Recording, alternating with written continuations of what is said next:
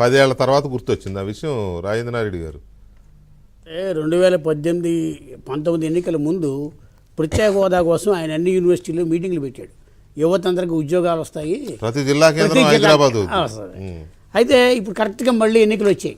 5 ఏళ్ళు పడుకున్నాడు, ఇప్పుడు లేచి మళ్ళీ అదే ప్రత్యేక హోదా. ఎందుకంటే ఇక్కడ ప్రత్యేక హోదా ఎత్తుకోవడంలో వైఎస్ఆర్సీపీ 2 రాజకీయ ప్రయోజనాలు చూస్తుంది. ఒకటి, అధికారంలో ఉన్న బీజేపీని బ్లాక్మెయిల్ చేయడం. రేపు ఒకవేళ అధికారం చేతుల మీద కాంగ్రెస్ చేతిలోకి వెళ్తే మీరు ఇస్తామన్న దానికి నేను మద్దతు చెప్పానని చెప్పడం కోసం, బీజేపీని బ్లాక్మెయిల్ చేయడం కోసం ఎన్నికల ముందు డెఫినెట్గా ఇవాళ అదే ప్రత్యేక హోదా కోసం 2018-17లో బయటకు వచ్చాడు చంద్రబాబు నాయుడు. కాబట్టి ఆయన ఇప్పుడు ప్రత్యేక హోదా గురించి అడగలేడని చెప్పడం వీళ్ళ ఉద్దేశం. మేము అడగగలమని చెప్పడం కోసం. ఇప్పుడు మీరు అంతర్గతంగా ఆలోచిస్తే మన భానుప్రకాష్ రెడ్డి గారు ఒప్పుకోకపోయినా దేశంలో మమతా బెనర్జీ లాంటి వాళ్ళు, నితీష్ కుమార్ లాంటి వాళ్ళ ప్రభుత్వాన్ని గడగడలాడించిన బీజేపీ, మీకు అక్కడ కేజ్రీవాల్ని కానీ జార్ఖండ్లో కానీ, ఆంధ్రప్రదేశ్ విషయంలో ఒక్క మాట మాట్లాడరు వాళ్ళు. అది వేరు, అది దానికి కారణం రహస్య ఒప్పందం. ఏం ఒప్పందాలు లేవన్నా?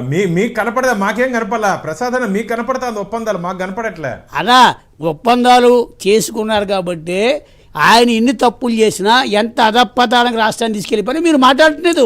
మీరు మీ ఆర్గ్యుమెంట్ మీరే డిబేట్ లో చూడండి, కానీ లీడర్లు కానీ మా దగ్గుపాటి పురంధేశ్వర్ గారు కానీ అందరూ మాట్లాడుతున్నారు కదా. సత్యకుమార్ గారు ఒక్క నిమిషం సార్, అందరూ మాట్లాడుతున్నారు. భానుగారు ఒక్క నిమిషం, ఆయన మాటలు ఆయనే కాంట్రడిక్టరీ చేసుకుంటున్నారు ప్రసాద్ గారు.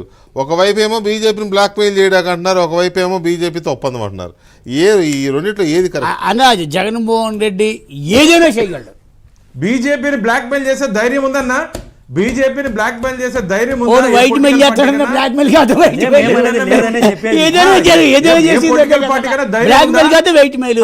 భారతీయ జనతా పార్టీ నరేంద్ర మోడీ గవర్నమెంట్ ని ఒక మచ్చలేని అవినీతి రహిత పరిపాలన అందిస్తున్నట్టు భారతీయ జనతా పార్టీని నరేంద్ర మోడీ గారిని బ్లాక్ మెయిల్ చేసే ధైర్యం దేశంలోనే జగన్మోహన్ రెడ్డికి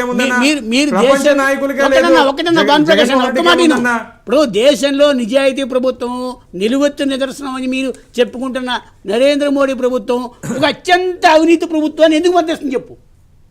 మీరు నిజాయితీ దాదాపు మీరు భారతదేశంలో టాలెస్ట్ మీరు విశ్వగురువు. అలాంటి వ్యక్తి ఈ రాష్ట్రంలో ఆయన మీకు ఓటు కావాలని అడుగుతూ వాడు ధ్వంసం చేస్తుంటే ఎందుకు ఆపలేకపోతున్నారు?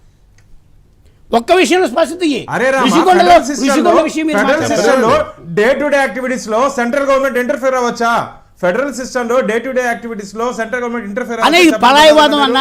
ఫెడరల్ సిస్టమ్ అనే పేరు చెప్పి ఫలాయవాదం చేస్తున్నారు మీరు. మిగతా రాష్ట్రాల్లో ఫెడరల్ సిస్టమ్ లేదా? కేజ్రీవాల్ ప్రభుత్వాన్ని అస్తిత్వం చేయడానికి అలా చెప్పకండి. వెస్ట్ బెంగాల్లో మా మంత్రులు కాన్వాయ్ పై తిరగబడ్డారన్నా. మా సెంట్రల్ మినిస్టర్ మురళీధరన్ ఎక్కడ మేము స్పేర్ చేయట్లేదు, ఎవరిని స్పేర్ చేయట్లేదు. అలా ఇప్పుడు గుర్తుపెట్టుకోండి.